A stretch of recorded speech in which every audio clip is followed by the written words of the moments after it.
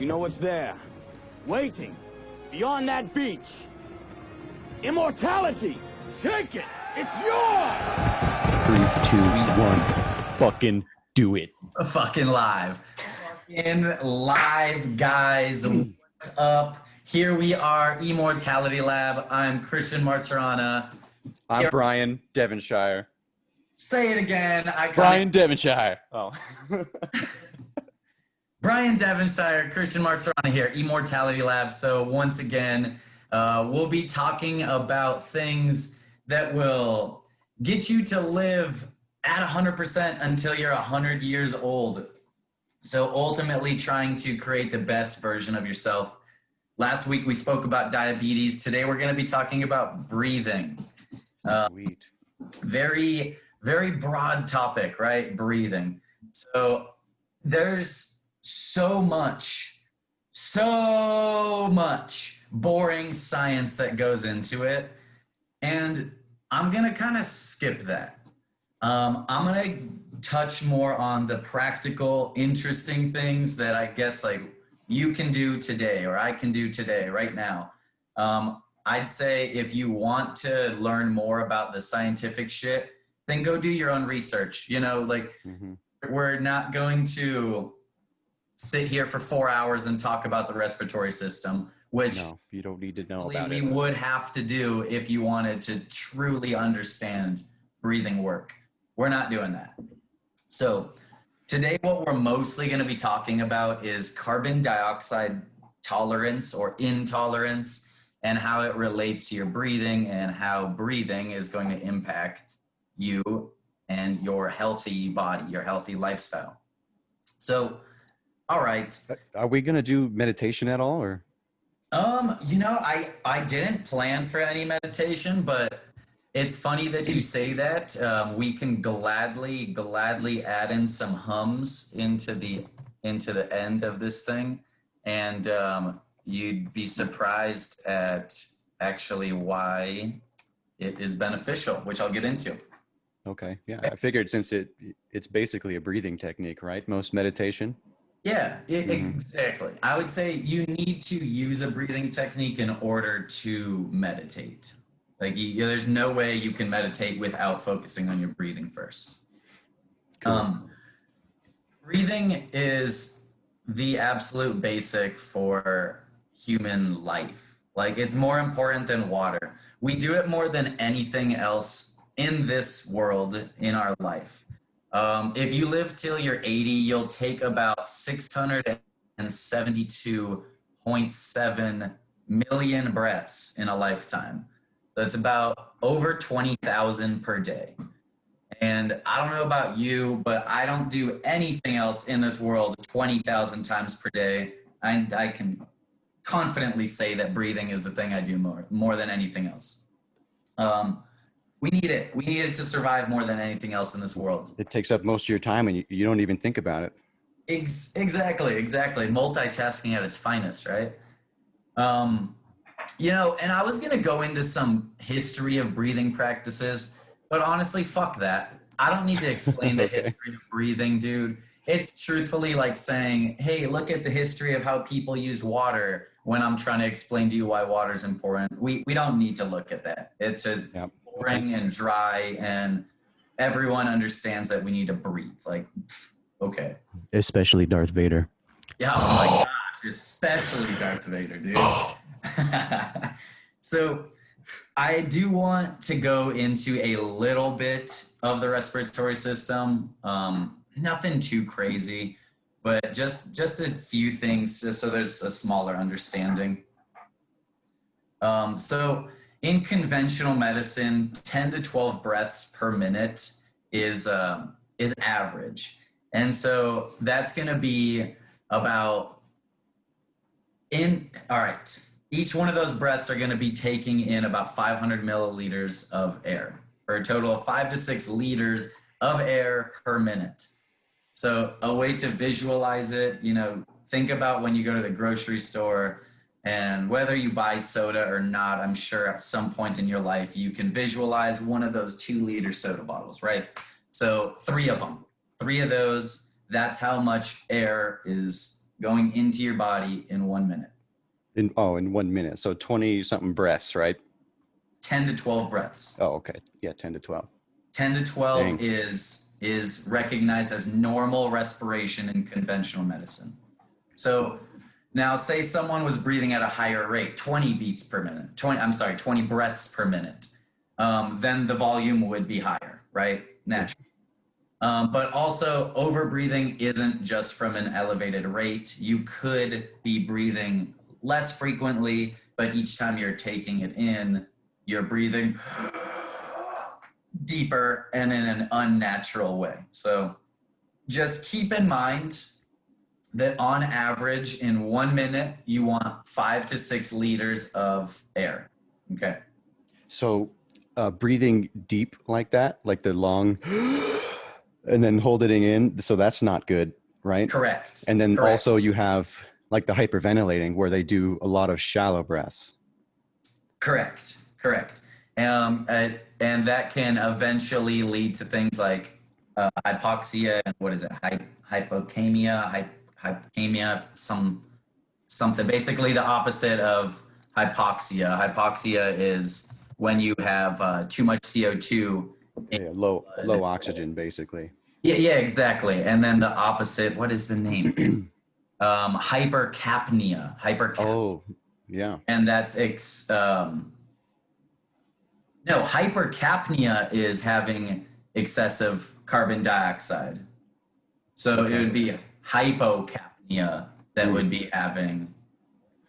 Yeah, I vaguely remember that word from like 7 years ago in physiology. Okay, yeah. For sure. And so, a lot of people are under this misconception that CO2, carbon dioxide, is bad for our body and that that is poisonous, that we don't need it as much. But really, we're tricked into thinking that. And so before going into some more things about CO2, I want to go into what CO2 does for your body, or some of the vital things that it does for your body. So one, it offloads oxygen from your blood to be used by the cells. So ultimately, when we're talking about air, respiration, we're transporting oxygen. That's what's happening. We're transporting oxygen from cells, from red blood cells, to tissues and muscles and organs that need that oxygen, right? Mm-hmm. So in easy way to think about it, oxygen is being transported to things that need to be used, right? CO2 assists in that offloading of the oxygen from the blood to the cell. Cool. So you can't just inject your body with a bunch of oxygen and expect to do an exercise better? Correct. So I'm happy.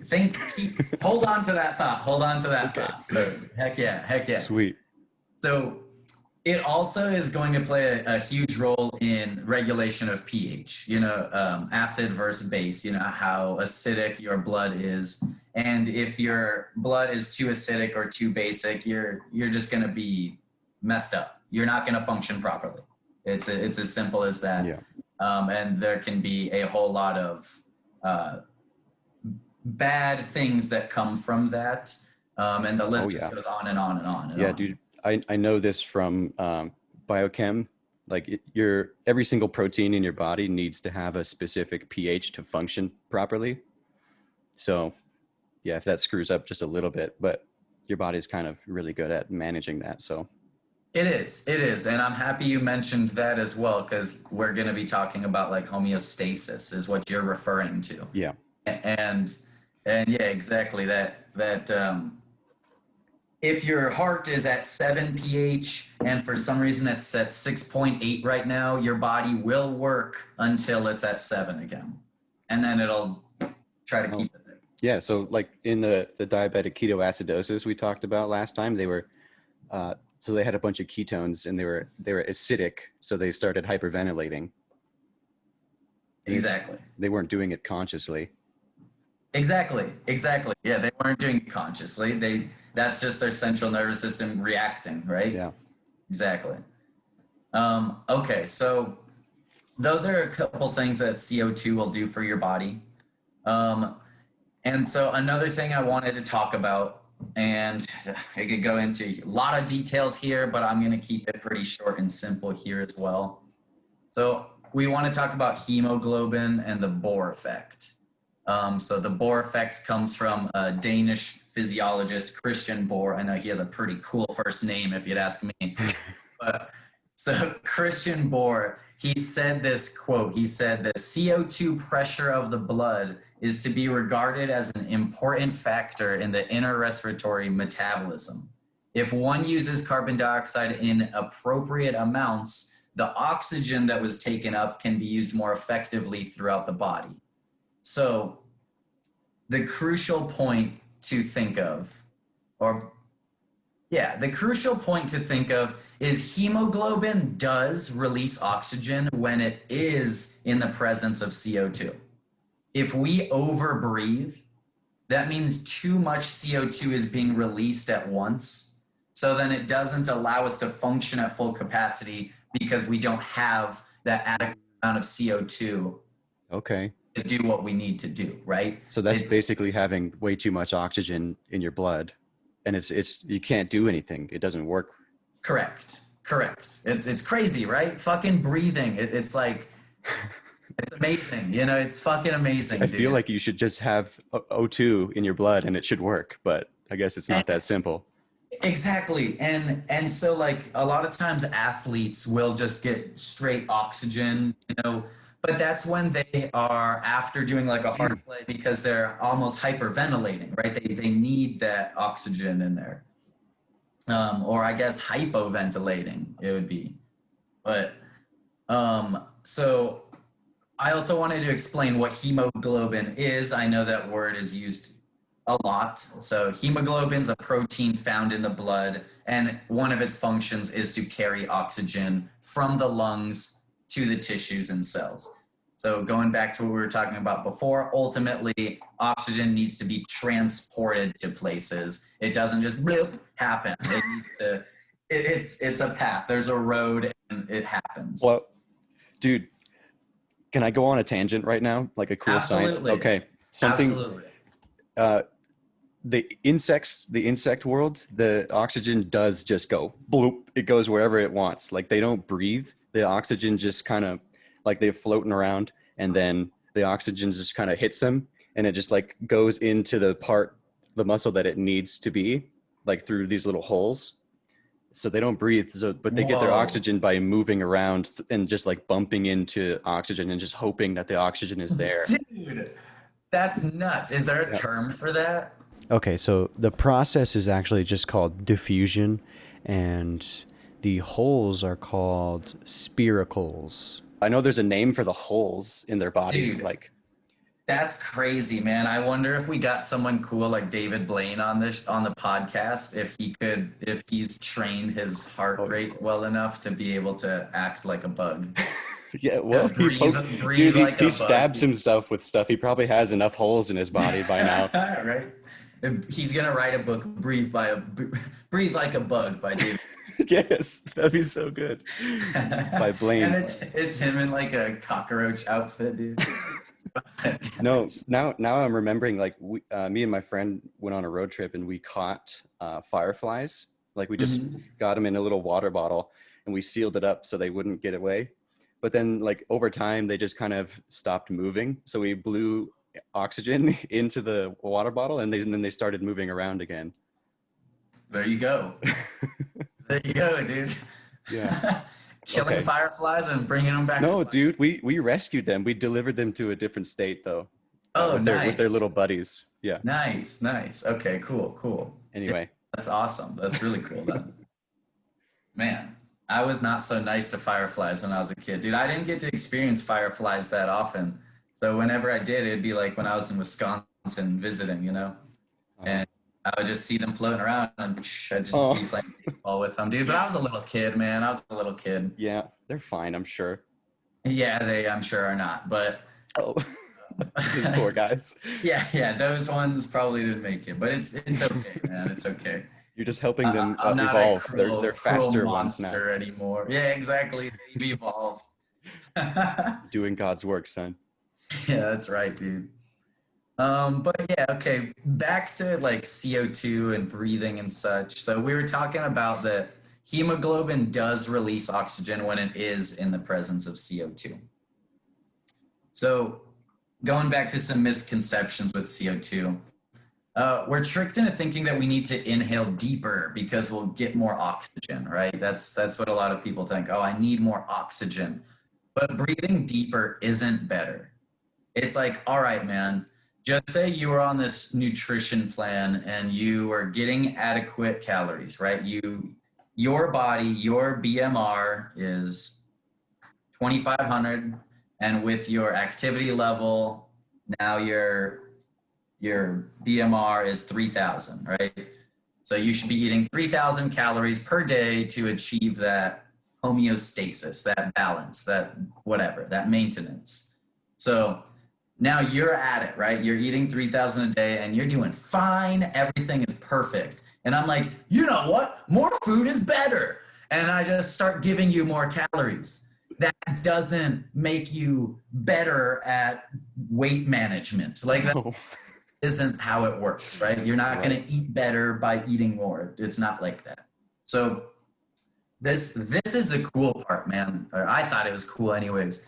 So a lot of people, unless you're like a heavy smoker or have some kind of, disease like or lung disease. Like COVID. Yeah, exactly. Your oxygen saturation is going to be probably between 95 and 99%. If you have an oxygen saturation of 100%, it actually shows a weakness. So if you ever see someone that's like, oh yeah, my oxygen saturation's 100, Yeah. like, oh, Dude, well, you actually suck. Like you shouldn't be. Yeah. That's So exactly what I did when they were testing, employees before they go into the building. They would get you oxygen sat, and I was yeah. like excited to get a high number. Well, getting a high number is good. I mean, like you should be between 95 and 99. You just should be as a human being. But then being 100% is not a good thing. Correct. And so the reason why it's not, so having an oxygen saturation percentage of 100, it demonstrates that the bond between red blood cells and oxygen is too strong, which reduces the blood cells' ability to deliver oxygen to the muscles, organs, tissues, right? We need the blood to release the oxygen, not hold on to it. So you don't want 100% saturation.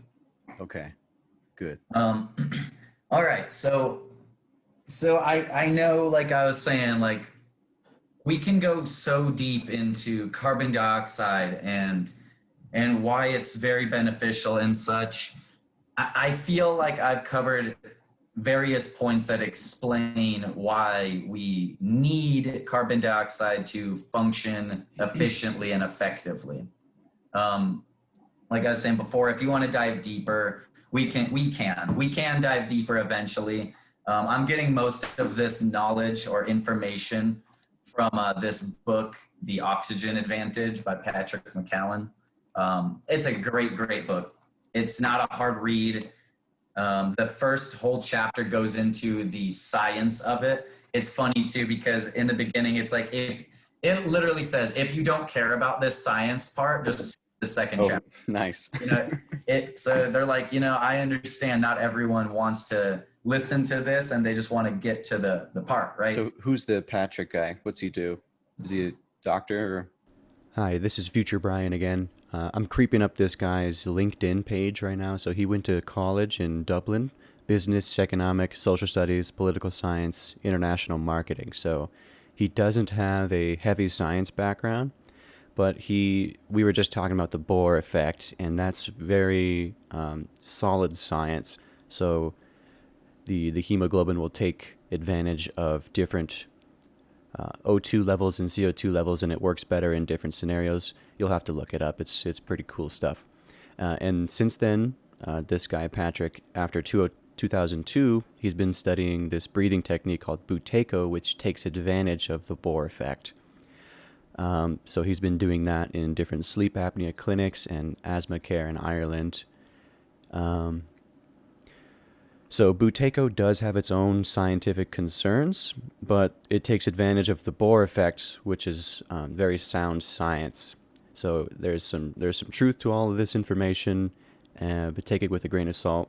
And we'll continue talking about nose breathing, and that is also very, very solid advice that you can take home with you. Okay, back to the podcast. I know the foreword in this book is from Dr. like Joseph Mercola. There's different doctors and definitely different researchers and stuff that have been proven throughout this. But yeah, so I want to go over some of the things that you can do, the practical things that you can do and test to see where you're at and how it can improve. So the easiest way to know where your CO2 tolerance is or intolerance is testing your BOLT score, your blood oxygen level tolerance. And so basically, it should be at least 10 seconds. If it's not 10 seconds, then you need to work to make it 10 seconds before doing some other activities. General population, it should be at 20 seconds. And athletes, you should be at 40 seconds. So you're probably wondering what the hell is a BOLT score, right? What is that? So I'm going to show you how to perform it. And most people are competitive and they really try to hold their breath and they kind of just cheat it, which it's not about that. It's not about holding your breath. So the protocol is this: you're going to take an inhale through your nose. You're going to exhale through your nose. After you take your normal exhale, you're going to pinch your nose and you're going to keep your mouth covered, of course. So you're not going to take in any breath. You are going to keep your nose pinched until you feel the need to take an inhale. And I'm not saying how long can you hold your breath. I'm saying when is your body's first physiological response that you need to take an inhale. You might feel a contraction in your belly. You might feel tightening in your throat. You'll feel something, right?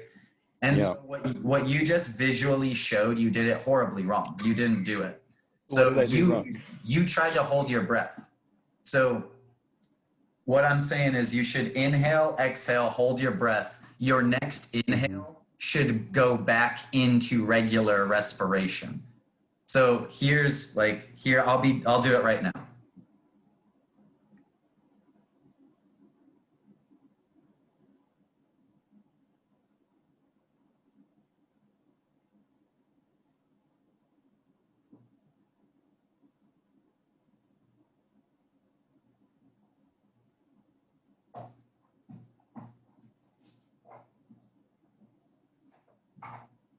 And did you notice how when I took that inhale, I didn't? Yeah. It just went right back into regular breathing. So I waited too long. So correct. You want to take the inhale as soon as your body prompts you. It's time to inhale, buddy. It's time to get some oxygen. That's it. That's when you stop the clock. And so realistically, I should have timed what I did right now. It was probably around 18 seconds or so, something around there, right? Yeah. Which honestly, it should be around 20, or for me, it should be around 40. You know, I consider myself athletic and an athlete. I play sports a lot, so it should be higher. So can you cheat this score by doing like deep breath techniques before this? Like you could warm it up, right? You warm up your lungs. Good question. So ultimately, the point is to have a higher BOLT score. The point is not to have a better test score. It's for you. It's for your life. It's for your breathing. So to answer your question, yes, there are techniques that you can do to warm up, if you will. So if you did 5 attempts, your 5th attempt should be better than your first. Okay. But the thing is, I don't give a fuck about that. What I give a fuck about is your daily life, how are you breathing during every activity you do? Because I guarantee you during every activity you do, you're not warming up your breathing for it. Right. So just kind of sneak up on the test and just do it randomly. Correct. The test, your score is just a measure to see if the techniques that you have been doing have been progressing you. So here are some ways to easily increase your tolerance to CO2, which would increase your Bolt score. If you have a higher tolerance to CO2, your Bolt score is higher. They are synonymous with each other. So simply nose breathing. Just nose breathe. If you nose breathe, Don't be a mouth breather. Correct. So I'm going to read off some pros of mouth breathing and some pros of nose breathing and some cons of mouth breathing, okay? Okay. Here are some pros of nose breathing. Nose breathing imposes approximately 50% more resistance to the airstream in normal individuals than does mouth breathing. This results in 10 to 20% more oxygen uptake. Sweet. Yeah. Nasal breathing warms and humidifies incoming air. So by the time it touches the back of the throat, it's going to be at a proper temperature so that your body doesn't have to work as hard to metabolize it. Yeah. So efficient. Nasal breathing removes a significant amount of germs and bacteria from the air you breathe in. Cool. Nice. I didn't know that. That's cool. Often it's because our nose hairs, right? It's a filter. Oh. So well, damn, dude. I'm doing pretty good then. Yeah. Nasal breathing during physical exercise allows for a work intensity great enough to produce an aerobic training effect as based on heart rate and percentage of VO2 max. Basically, what that's saying is that you can work out with nose breathing and utilize that as your cardio workout. Oh. Because I don't know, you should try it. Try a full workout without one mouth breath.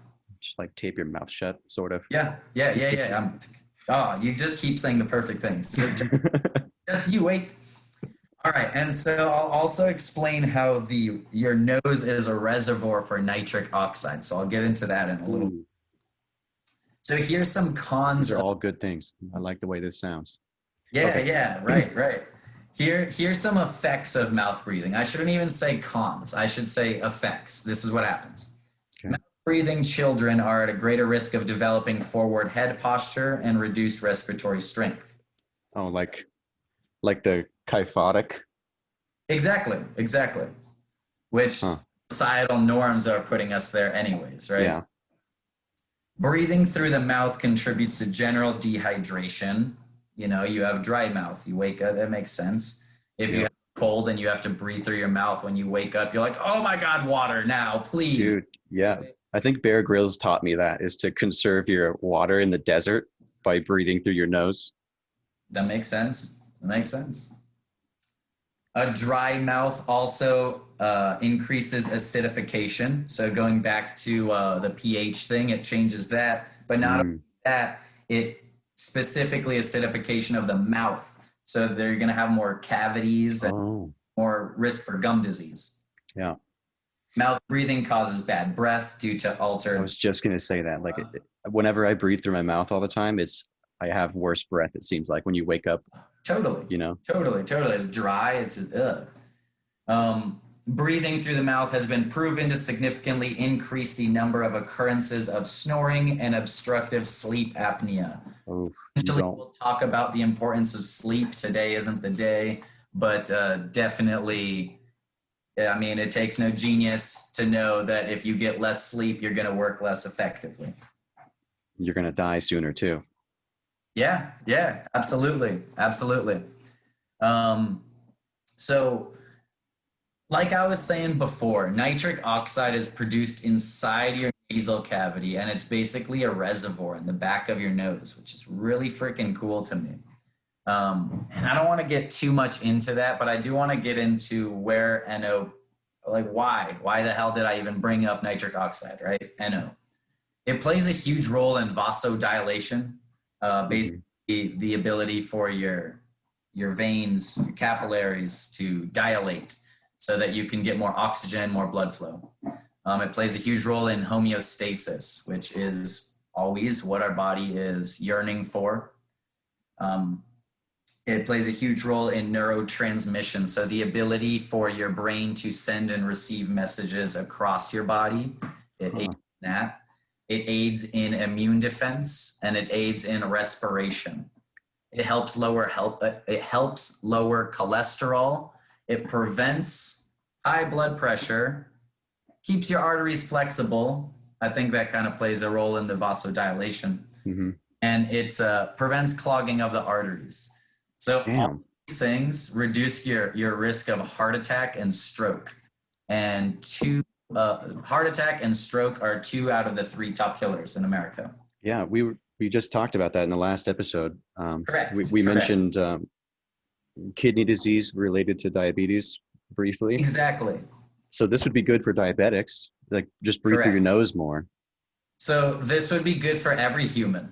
Yes. Is knowing how to breathe properly. It's fascinating how much just proper breathing can solve or cure even so many ailments, so many pains, so many discomforts.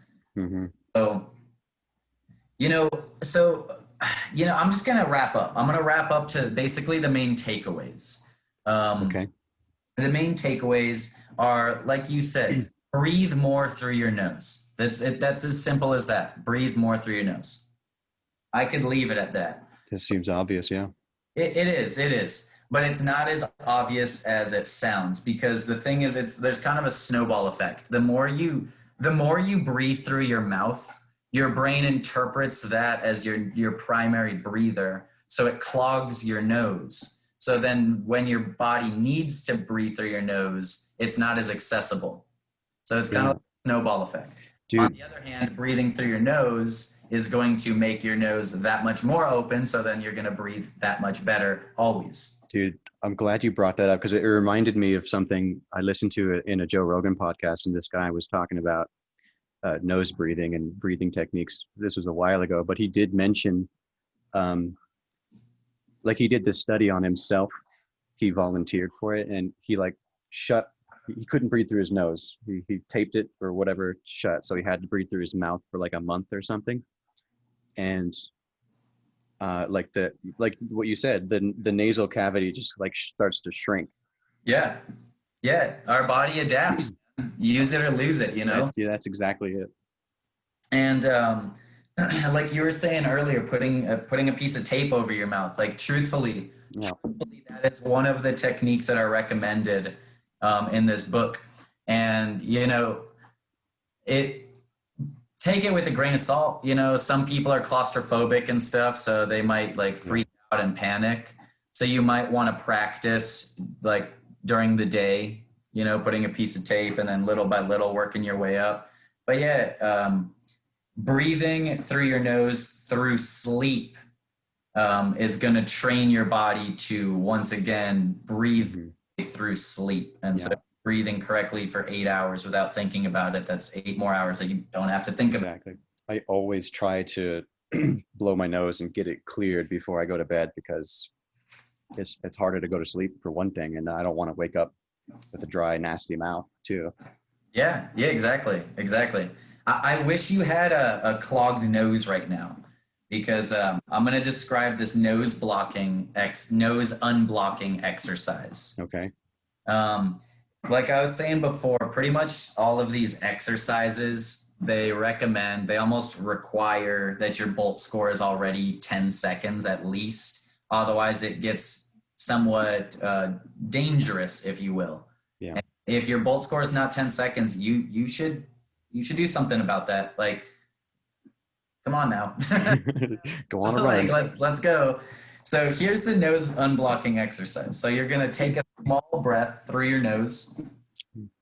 Okay. And then you're going to take a small breath out your nose. Then you're going to pinch your nose with your fingers to hold your breath. So just like you're doing the Bolt score. Then you're going to walk as many paces possible with your breath held.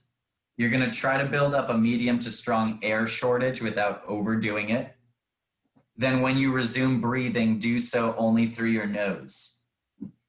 After resuming your breathing, your first breath will probably be bigger than normal. Make sure that you calm your breathing, and then you should be able to recover normal breathing within 2 to 3 breaths. Wait 1 to 2 minutes before repeating that, and it should open. Hmm. Does this get rid of like the boogers, or like it opens up your passage? Correct. It opens up the passage so that Oh, your body allows you to breathe. So, cool. so I don't know if you've ever tried this. It's kind of scary. It gives you a panicky feel, No. for sure. But if you ever have a clogged nose, just cover your mouth. Just cover your mouth and try breathing through your nose. Hmm. Eventually, your brain will get the message that you need to breathe and your mouth is not accessible, Oh. and it will open up your nose airways. And so, like you're saying, it's not going to last forever. It's going to close again. But if your airways are closed, not because you're sick, but because you just have shitty breathing, then doing this repeatedly over time will keep them open for a longer amount of time. Now, if they're closed because you're sick, well, you should probably let your body do what it's supposed to do and let it heal, you know? Hmm. Does that make sense? Yeah, I didn't. It's a two-pronged attack. You gotta get rid of the boogers to help you breathe, and you got to open up your passage, which you can do that in like Exactly. pretty quickly. It seems like. Exactly. Exactly. Very quickly. And it's just having that communication with our body, you know, being able to send that message correctly. A couple other things that are really easy to do that help your bolt score, your CO2 tolerance. And it's more of an awareness thing, man. Like, it's not hard to actually do them. It's just remembering to do them. And one of them is swallowing our sighs. So if you're about to sigh, let out all that CO2, don't do that. Swallow it. Keep it in. As simple as that. Keeping it in, that will increase your bolt score. Another thing too is keeping your mouth closed during yawns. Dude, I was just gonna mention yawns. I feel like swallowing your sigh, or I was gonna mention yawns and sneezing. Like swallowing your sigh is like robbing you of your sneeze and your yawn. You know, Yeah, exactly. it makes you feel Exactly. good, but I guess if it improves your bolt score, And so sneezing, I mean, you should sneeze. I wouldn't try to hold that in.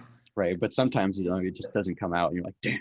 Yeah. I know what you're saying, I for sure. But like, don't try to hold it in. Yeah. But I would say do try to hold in your yawn and do try to swallow your sighs. Okay. Um, so this is also a cool way to kind of test your bolts, not your bolt score, but your tolerance, in a sense, your bolt score. Hum. Just take a breath and start and hum a song. Just hum a song, you know? And just keep on humming and keep on humming. And eventually your body is going to feel like it needs more oxygen. Hmm. And so every time you're humming, you're doing very small transferring of CO2 and oxygen. You're breathing very shallow, which is a good breathing technique to teach you to tolerate small amounts of oxygen and higher amounts of carbon dioxide and vice versa. Mm-hmm. Yeah, so it's just a more fun way to do like a slow exhale. Yeah, exactly. Okay. So another technique, this will be the last technique that I talk about that is another way to easily start improving your ability to breathe is basically we need to breathe more shallow, right? So what you would do, you just take a normal breath, inhale, exhale. You're going to have your one hand right above your navel, one hand on your chest. Then take a nice belly breath. Then when you exhale, apply some gentle pressure with your hands. And then go back into breathing normally. You should feel when you do that, your breathing's a little bit more labored. It's a little bit more challenging to get a full cycle. But if you do it about 5 cycles, it becomes a piece of cake. Then your brain realizes, okay, like the airway just closed. But now I just need to get the same amount of oxygen and CO2 over a longer amount of time. Dude, this is like how Goku trains on 5 times gravity. Exactly, dude. Exactly. Try doing a workout and breathing only through a straw. It's a similar concept. It's going to give you a sense of deprivation, even though you're not oxygen deprived. Or wearing one of those high altitude masks I see people wear all the time. Exactly. And okay, speaking of, so like right now you go to the gym, you have to wear a mask, right? Simply by wearing a mask, you're increasing your CO2 intake because you're breathing out into that mask and some of that's lingering around. So you're it doesn't get out right away. So correct. The whole mask wearing thing is pretty controversial right now during the whole COVID thing. And one of the arguments people make is that the CO2 does get higher. But I will make a more in-depth video about this. Of course, it's more complicated and nuanced than I'm willing to get into right now during this podcast. So I'll get into that and the whole Bolt score thing over at my YouTube channel, Centennial Millennial. So it'll be heavily science-based and dry and boring. So if you're into that stuff, give it a look. Okay, back to the podcast. So here's a specific example of going a little too far though. So our brain, our body does have that response of panic feeling for survival. It is a defense mechanism so that we die, right? We have trained it to become weak, in my opinion, or I guess strong. It gives us a strong response where it doesn't need to. And a very specific example, I don't know if you ever saw that movie Chasing Mavericks. Did you ever watch it? No. What's that? Surfer. Mavericks are these giant waves. These huge waves that if you surf on a Maverick, you're the shit, bro. Like you fucking did it, dude. You're the surfing legend. Like 100-foot wave. Huge, probably. I don't know exactly how big, but they're absurd. Huge, dude. They're fucking huge. And so this movie is it's a biography about this guy, Jay Moriarty. He is a surfer, and he did surf the Mavericks. And so get this, man, get this. So he passed away. He passed away in a free diving accident because he was alone and he didn't have anyone with him. He used to train himself so well to hold his breath and to build up that CO2 tolerance to the point where he would pass out and then, like come back to, et cetera, et cetera. So he trained it so, and the reason why he trained it is because when you're chasing those Mavericks, those giant waves can push you underwater and you don't know how long you're going to be underwater for. Yeah, like the riptide. Up, you have no idea. So you better be able to breathe or hold your breath for a long time. This guy trained it for so long that when he was free diving, his brain no longer gave him that response, that feeling that, hey, bro, you need oxygen. So he literally drowned himself because his brain didn't give him the response that he was gonna drown. He just gladly kept swimming until he just passed out. Hey, if you're going to drown to death, that's the way to do it. You don't want to be scared while you're drowning to death. For sure. But that's obviously not a good thing. That's a Navy SEAL training technique, actually. So what they do for the Navy SEALs is they train you not to be scared of drowning because they don't want you to panic. They want you to be okay with it. Some of the techniques that they'll do, they'll put you at the bottom of a pool with like some weights attached to you, and they just have you walk until you pass out. And it's ridiculous. Yeah, someone's gonna pick you up right away. Like they're taking you out of the water right away. But nonetheless, they are training. Like, motherfucker, Navy SEALs. Dude, we are training human beings to not be afraid of drowning underwater. That is incredible. That's But going back to the breathing, it ultimately all comes back to that Bolt score, because the Bolt score is you take your next breath as soon as your body gives you that prompt to inhale, right? It's not holding your breath. It's as soon as you get that prompt. So we're trying to push that prompt further and further and further. Cool. So this reminds me, the people who train for climbing Mount Everest, there's no oxygen up there. So before you go there, you have to train in a low oxygen environment. So that's kind of like what these tests are. They're restricting what's normal for you. Correct. They're altering that in some way. What should be normal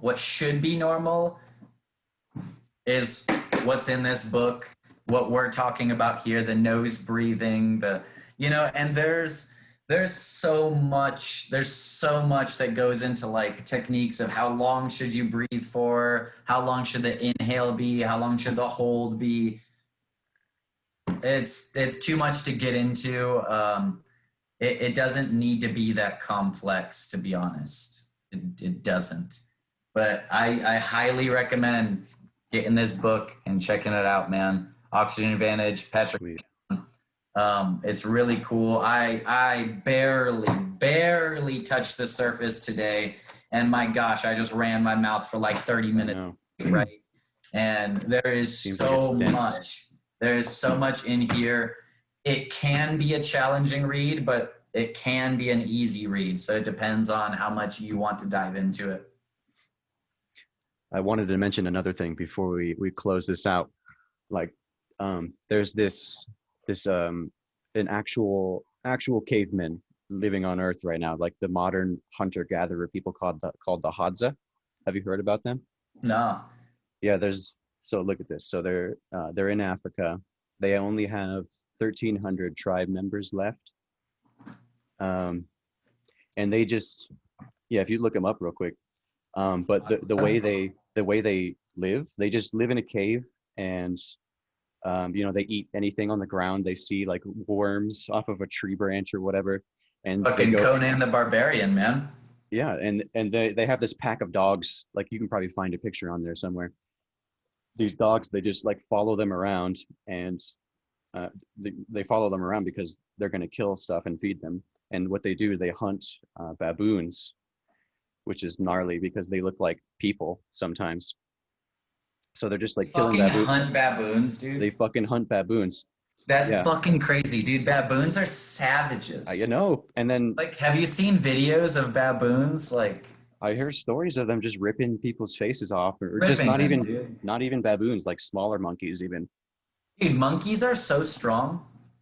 Yeah, but like I heard this story of someone who was researching them, and they like lived with them for a week or two, and like he noticed the baboons across the way.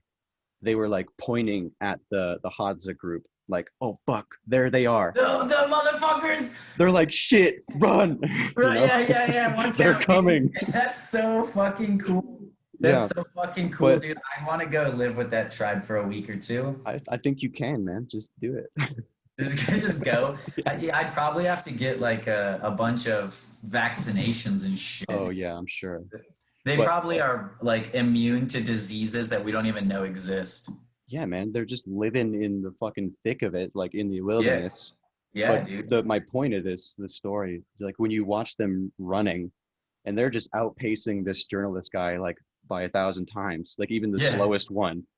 So he's out of breath, but they're just like, trotting along with these dogs, these hunting dogs, like keeping pace, and they're breathing through their nose the whole time. And so I implore you, and I implore anyone that watches to do this. Work out only using your nose breathing. And if during your exercise you realize that you cannot handle it, lower the intensity so that you can. Just gradually work your way up. Yes. You should be able to nose breathe with every single exercise, because that shows a more understanding of the exercise and the movement. Now, don't get me wrong, dude. Like, there's some times in life where it's just like, boom, time to fucking go. Mm-hmm. The fight or flight, that's adrenaline, norepinephrine, it's time. It's the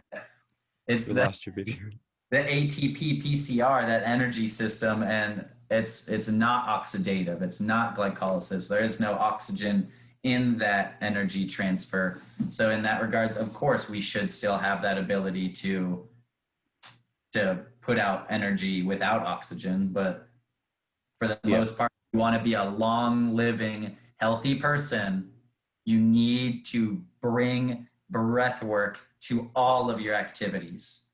And if you want to be a badass Hadza hunting baboons, you've got to breathe through your nose. That's it. That's it. You want to do another crazy workout, dude? Grab a couple kettlebells, like 20-pound kettlebells, and just do like a mile farmer carry, like 1 mile, holding kettlebells, only nose breathing. Like jogging or walking? No, just walking, just to carry, just carry them, just walk and just see. Yeah, It is. that would be super Just challenging. focus more on your nose breathing. Make it a thing. Bring more awareness to it, okay? That sounds dope. I'll give it a try. Start humming more. Test your Bolt score. Test it truly. Try And taping over your mouth at night if you want. yeah, exactly. Just breathe through your nose, man. Breathe through your fucking nose. Dope, man. Yeah, That was dude. very, very interesting. Cool. I'm glad you liked it. I'm glad you liked it. So I think I kind of want to talk about stress the next episode. So I think we'll do that. Sweet, dude. Absolutely.